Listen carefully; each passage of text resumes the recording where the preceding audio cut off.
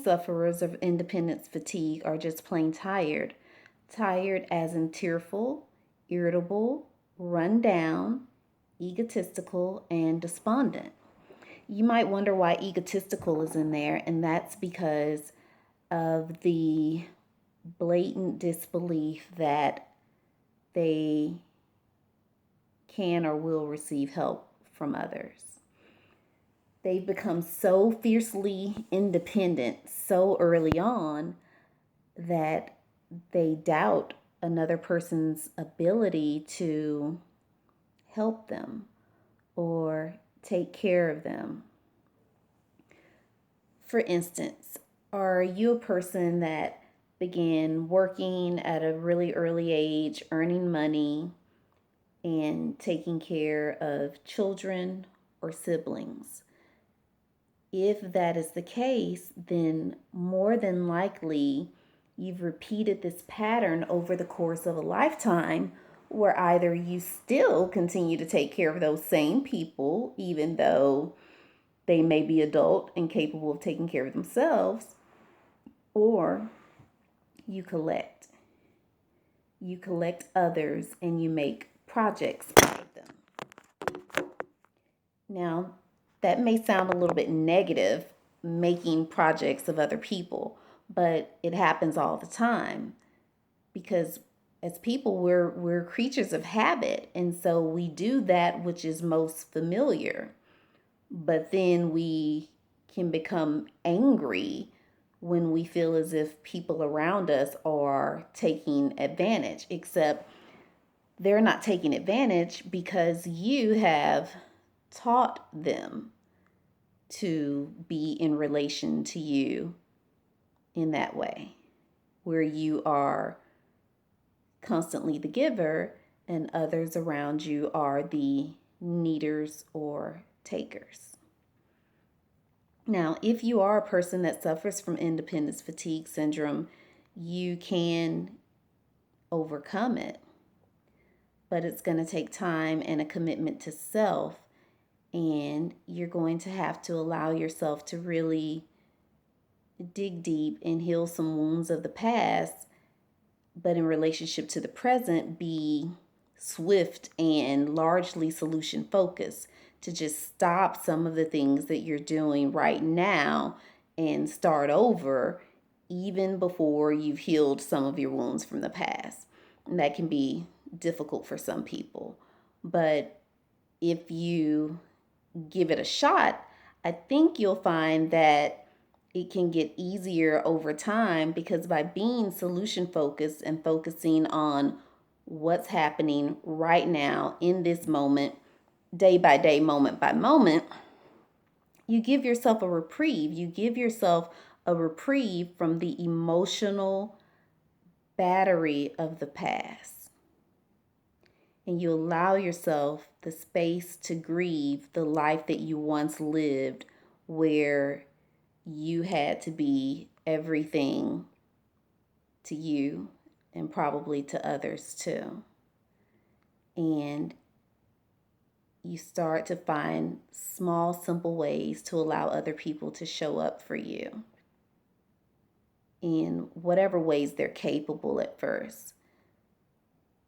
By doing this, you'll find that relationships in your life start to turn around and become more reciprocal. Because what you're teaching the people closest to you is that you trust them. You do believe them to be capable. You do believe them to be smart and compassionate and able to make a difference in your life that you can see and feel over the course of time. You know, we often think that we are helping by always coming to the rescue, but you're not. That's not help, always coming to the rescue. What you do by always coming to the rescue for someone is that you teach them that you don't need anything or you don't trust them to be able to deliver.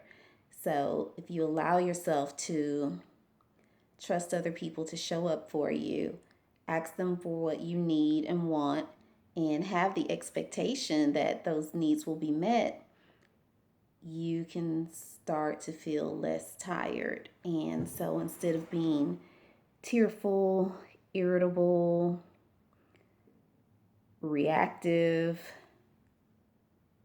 egotistical, and despondent.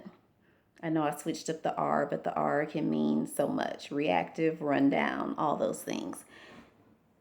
You can begin the rebuilding phase, the phase where you start restoring that sense of self and you become more than your journey. And your journey becomes more than just a trek.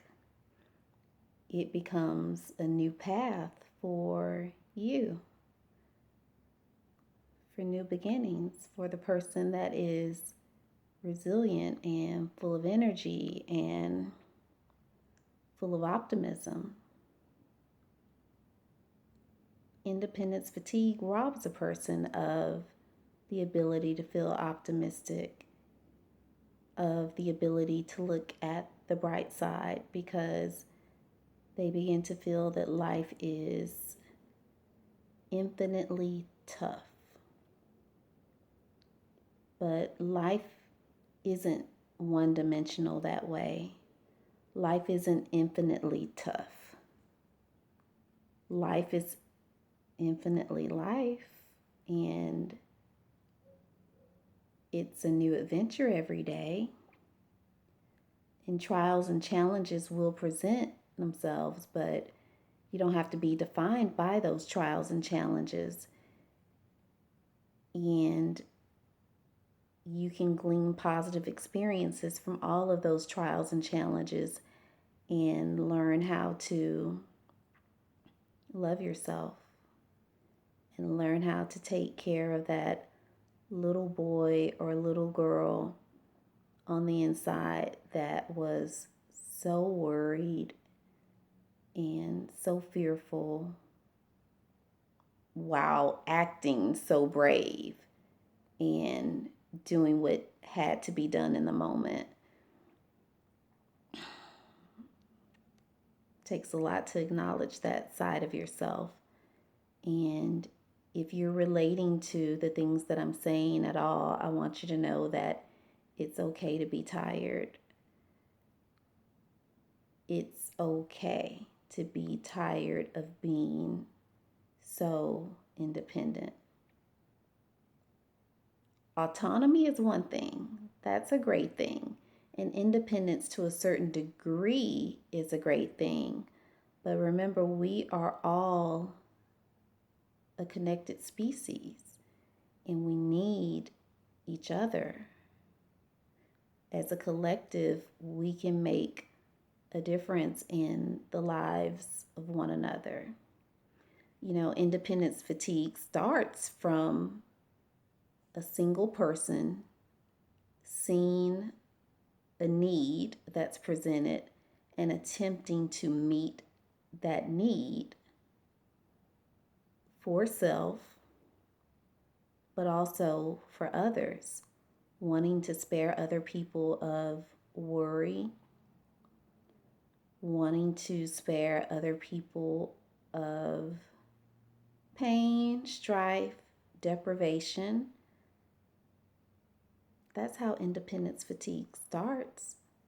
Because in the beginning, we're all wanting the best outcome and to do what's best. But what seems like it's going to be a moment turns into a lifetime, because even when the crisis is over, the person that suffers from